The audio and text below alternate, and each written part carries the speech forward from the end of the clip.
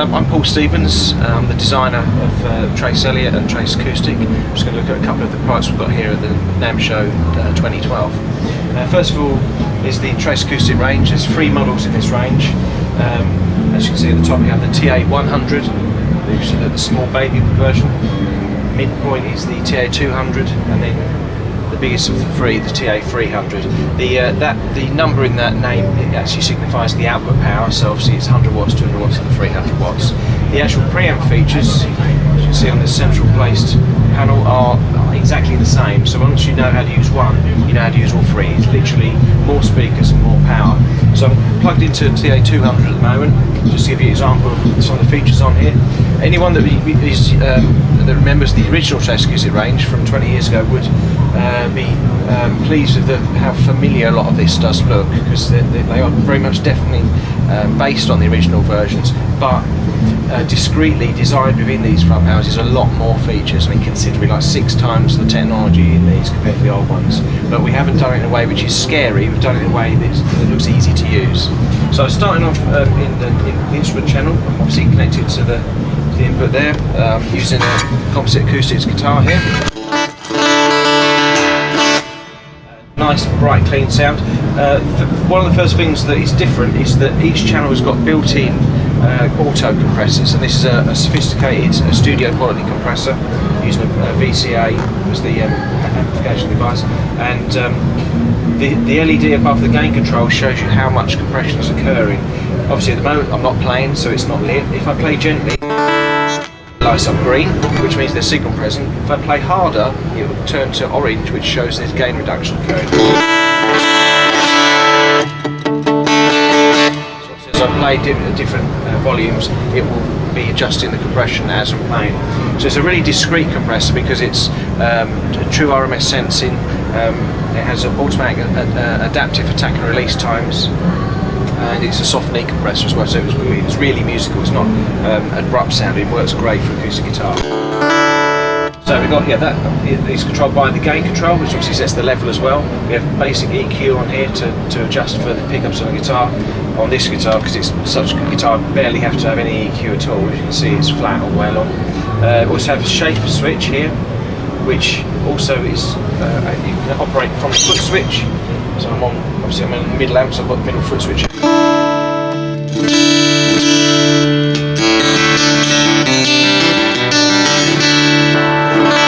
Cutting out the mid-range where the vocals would normally sit in the mix. So if you sing a songwriter, then it's a good effect to use to take out the mid-range where we want your vocals to be more prominent, and then you can then switch it back to normal.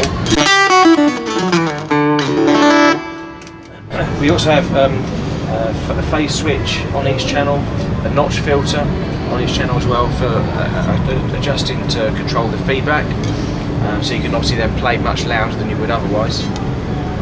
The second channel can be an instrument channel. This is a combination jack or XLR, or you can connect a microphone here, and it's a really lovely microphone channel. It's basically the same kind of channel you'd have on a mixing desk. So it's balanced, low noise, low impedance. We've got a phantom power switch as well, so you can power a condenser microphone.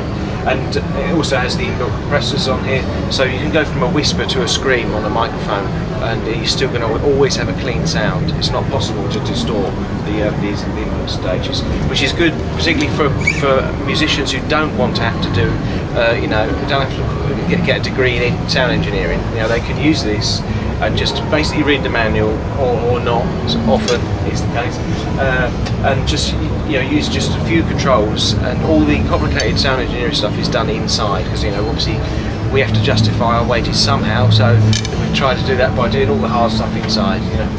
So that's a really easy channel to use. The shape switch can be used to EQ the sound as well on the flat or the smiley face EQ, but it works great for vocals. So someone could use this as a miniature PA system, guitar on this channel, microphone that channel, and it's really lightweight as well. Then we have the effects section. Again, it's very simple, but it gives you a good range of effects which are useful for acoustic guitar and for vocals. You can have a different reverb setting on this channel compared to that channel. You can also have, as well as your reverb, one of 4 different modulation effects, which I'm not if that's actually picking up on there, but you can as you see on the front panel what the effects are, without having to look up, you know, in a manual what it is. It says, you know, chorus, flange, phaser, tremolo. Then we have 4 delays. A delay is analog delay, so it's a simulation of an analog. Quarter delay, 3/16 delays. That refers to the tap tempo effect, where, you know, if you tap on the tempo, so the tap button on the foot switch, if you tap in quarter notes, then you get quarter notes out. If you tap in quarter notes when you've got on the 3/16 setting, then you get 3/16 out, which is that bouncy Gilmore edge kind of thing, which is really convenient to use sometimes. And then PP delay is ping pong delay, because these are actually, all of them are stereo as well from the effects onwards, so it would come out in stereo on the actual speakers as well. Graphic EQ section here. This features the FLS system, which is these LEDs at the top. If I just play over it, you can see that the LEDs are coming on. That is showing the strongest frequency at that point. Where this is useful is if you've got feedback occurring, it will show you where the band is that's causing the feedback, so you can easily notch that down, and again it enables you to be able to play much louder than you would otherwise. Lastly, master volume, which is obvious, and then mute switch, which is really convenient to use. So on the rear panel, actually I can show you on this one, all the rear panels are pretty much the same as well, and we have 2 DI outputs. These can be selected to be pre or post, so you can have either the natural sound of your instrument, or if it's set to post, then you will have all the effects, the compression, the EQ, everything, and coming out in stereo into the PA. Tuner out obviously is really useful, that's the sum of both channels. If you need more effects, then you can patch in between the preamp and power amp in stereo.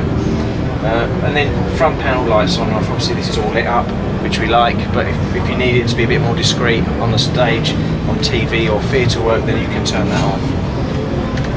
And as you can see, this is very lightweight. This is my left arm, I'm normally right-handed, so I can easily pick that up. It's 100 watts. It's because it's Class D technology for the power section, switch mode power supply, and neodymium speakers, and fairly lightweight wood as well. So we basically use all ingredients that help to make them very lightweight products.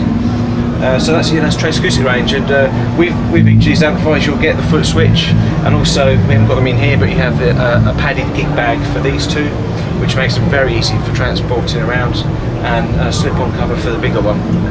So that's the latest version of Trace Acoustic.